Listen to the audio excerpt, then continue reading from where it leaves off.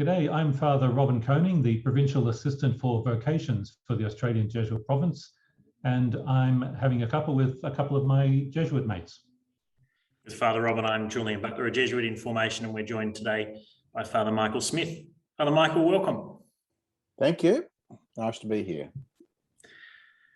Father Michael, you're an educator with a long interest in spirituality and the spiritual exercises, and we might explore a bit of that through our conversation. Would you tell us a bit about what you're up to now, what ministries you're involved in at the moment?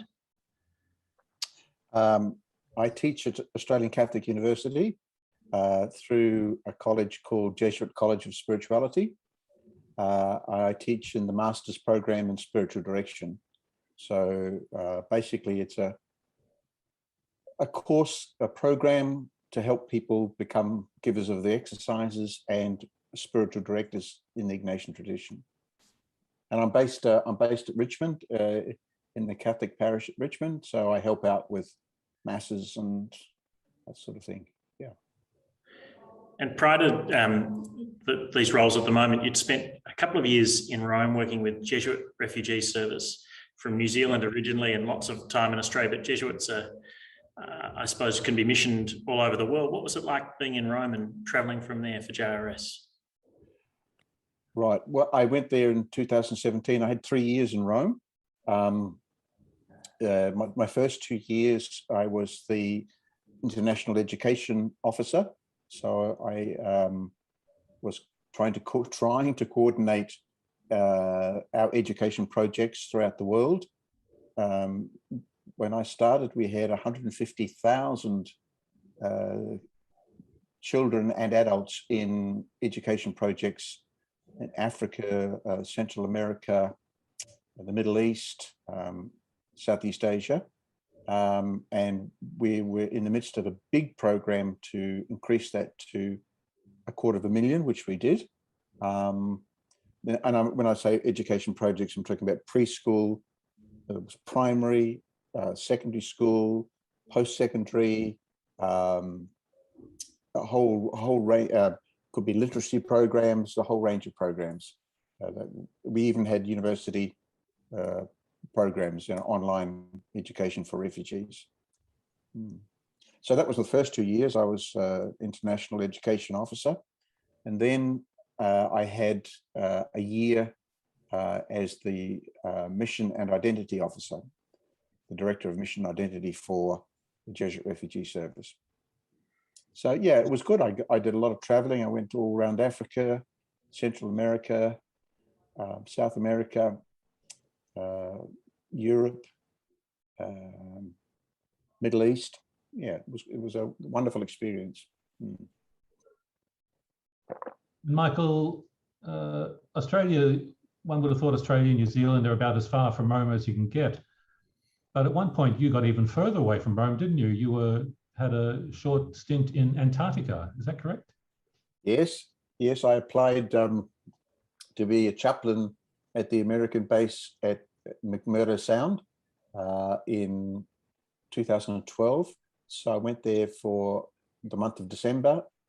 I was the chaplain there, Catholic chaplain, and said Mass every day in the little chapel there. And I used to go around and visit all the people, and there were almost 1,000 people on the base there. I used to go around and visit people and talk to people in the mess, and I also got to go to the South Pole. McMurdo Sound to the South Pole is about it's about a 3-hour flight. So I got to go to the South Pole on the 10th of December 2012. So it was great. And I said Mass at the American base at the South Pole. So, yeah. And in all these different things you've done, whether it's at the South Pole or in Rome or in Australia, the spirituality work, the education work, the justice work. I know for you, that's you've talked about how that's all very much grounded in a commitment to God, to Jesus Christ. And how do you find God in these things, and what do you see as the importance of that grounding in Christ for your ministries? Yes. Well, Ignatian spirituality is about finding God in all things. and he says that the creator deals directly with the created, that God, the transcendent God, this mystery, can be understood in our person. We can be moved affectively, and my experience is that when I'm truly moved by God, it's not just for me, but it is for the world. It is for mission and ministry. So Ignatian spirituality has a dynamic that leads you from your prayer out into the world to engage in the world, whether it be in teaching or preaching or conversation with other, spiritual conversation with other people, that sort of thing. Yeah. Is that getting close to what you're asking? Sounds pretty good.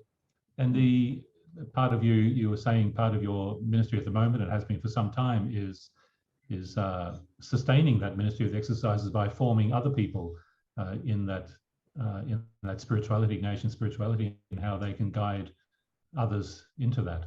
Yes. Yeah. So we train spiritual directors. We train, Jesuits, other religious and lay people, and people from other Christian denominations who in how to give the spiritual exercises and how to give spiritual direction in the Ignatian tradition. Yeah, so that's what I do.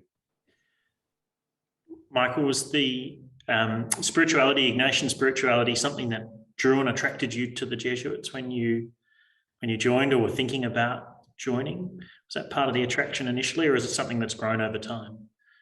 I actually didn't know too much about it before I joined.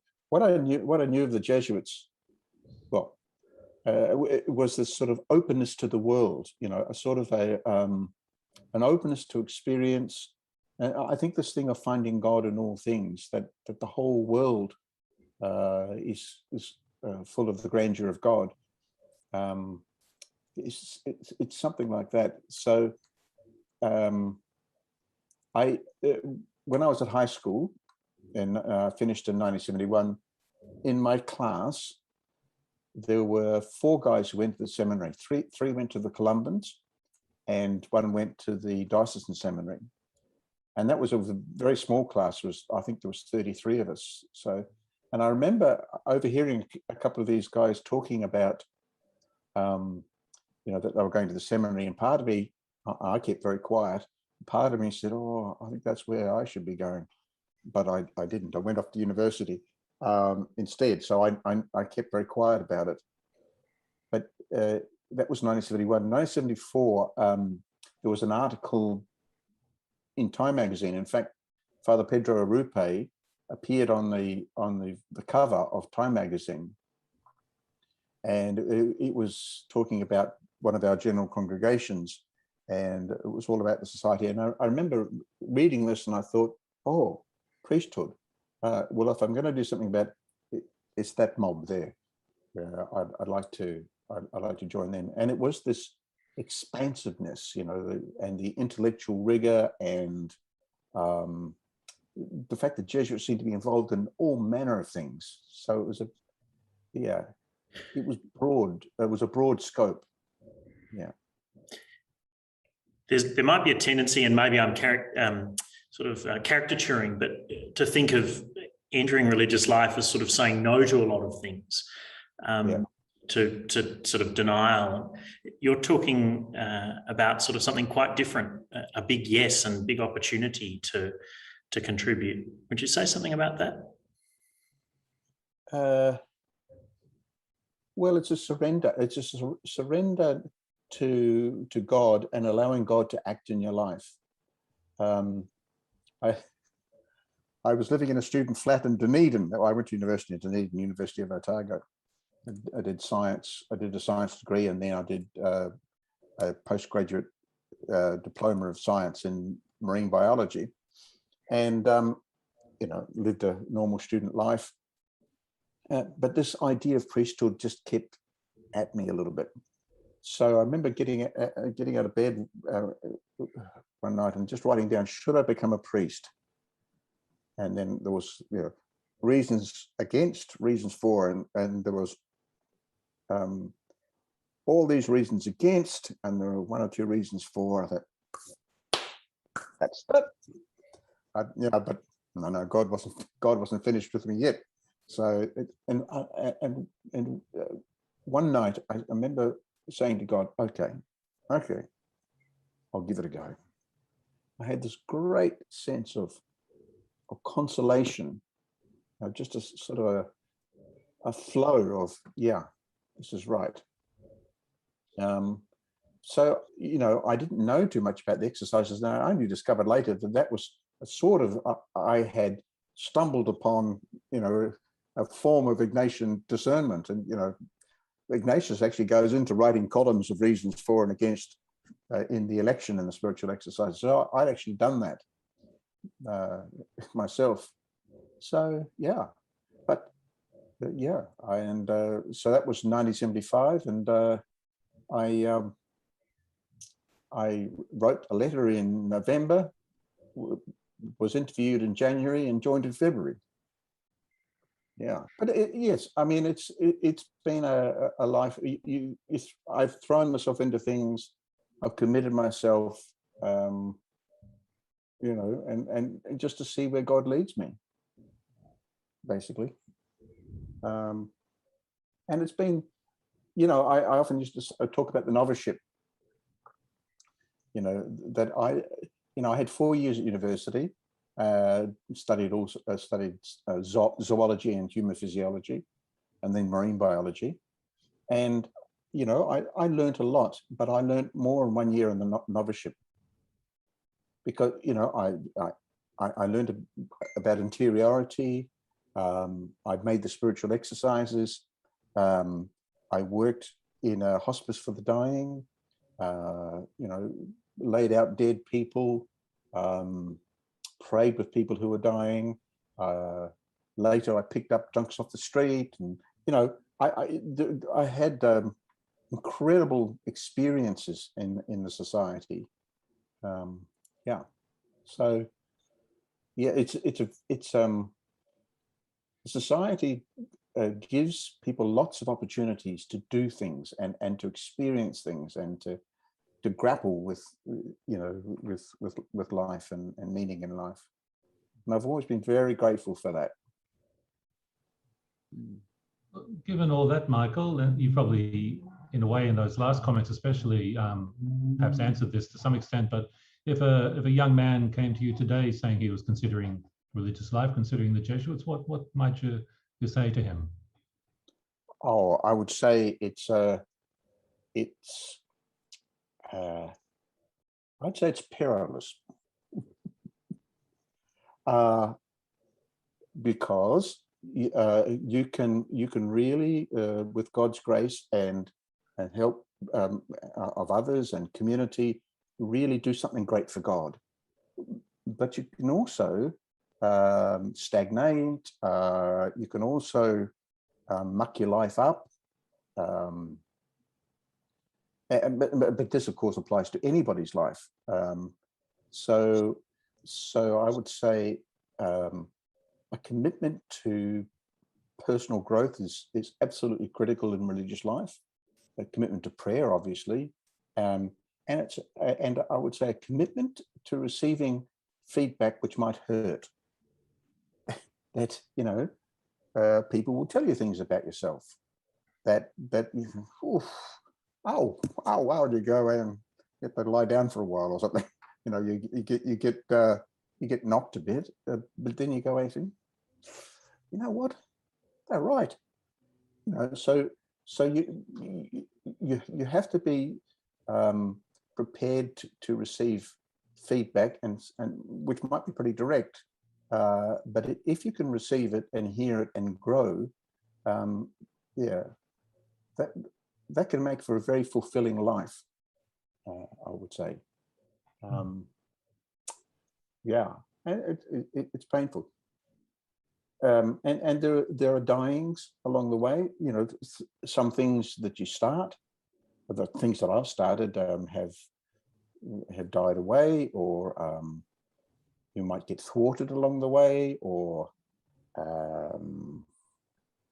yeah, I suppose what am I saying?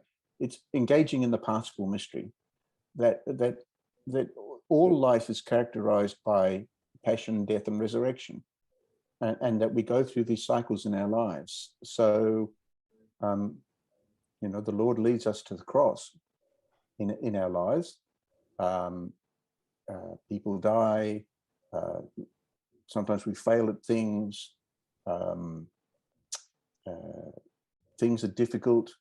And so spirituality, in some senses, is what you do with your suffering, what you do with the difficulties in life.